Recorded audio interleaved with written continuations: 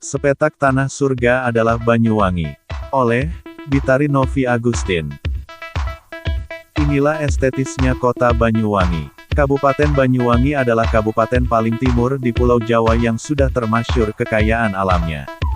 Berbagai macam sumber daya alam telah tertanam di Banyuwangi. Bermacam sejarah, budaya, mitologi, tak ada habisnya diperbincangkan.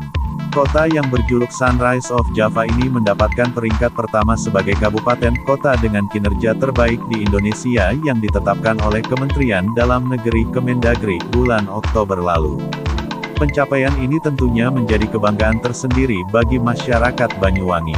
Setelah transformasinya kini, Banyuwangi melejit hingga pelosok tanahnya. Kemendagri bahkan juga menetapkannya sebagai kabupaten paling inovatif melalui kompetisi Inovatif Government Award 3 pada tahun 2018.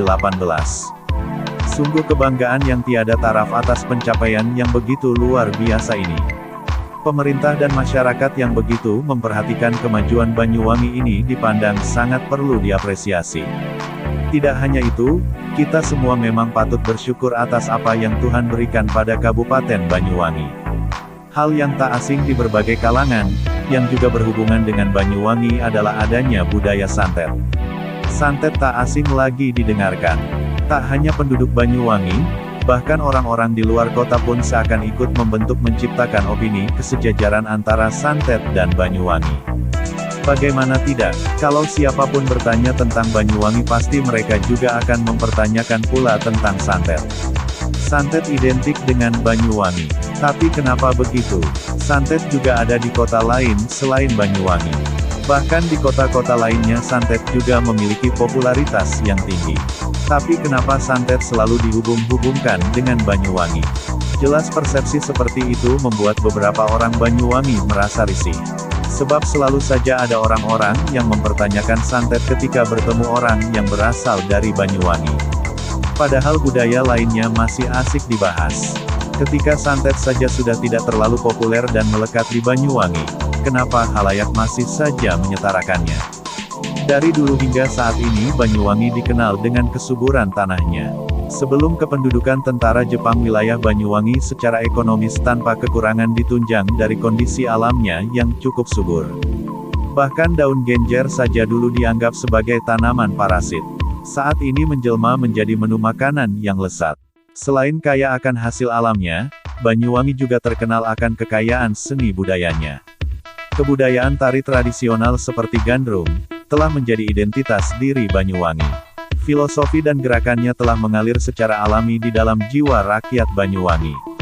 Suku Osing atau Lare Osing adalah mayoritas penduduk di Banyuwangi, seakan menjadi organ tubuh yang takkan pernah lepas dari identitas Banyuwangi. Kesenian-kesenian rakyat sudah marak ditampilkan bahkan sejak zaman kolonial seperti kesenian gandrung atau upacara adat seperti sebelang dan kebo-keboan. Kesenian dari lagu-lagu Banyuwangi akhir-akhir ini booming dalam dunia permusikan. Lagu-lagu berbahasa Osing ini ternyata digemari pula oleh orang-orang dari suku lain atau orang-orang yang bahkan sama sekali tidak pandai berbahasa Osing. Wow, hal ini sangat mengesankan. Tanpa mengetahui artinya pun melodi khas lagu Banyuwangi atau biasa dikenal sebagai lagu Banyuwangen pun berhasil memikat seseorang hanya lewat aransemennya saja. Perlu diakui, seniman Banyuwangi memang profesional. Bertahun-tahun lalu hingga sekarang Banyuwangi sedang berada dalam puncak keberhasilan. Pembangunan dan perkembangan mulai terlihat. Tentunya hal tersebut menjadi daya tarik tersendiri bagi pengunjung. Melihat kondisi alamnya yang indah dan penuh dengan wisatawan, siapa yang tidak tertarik?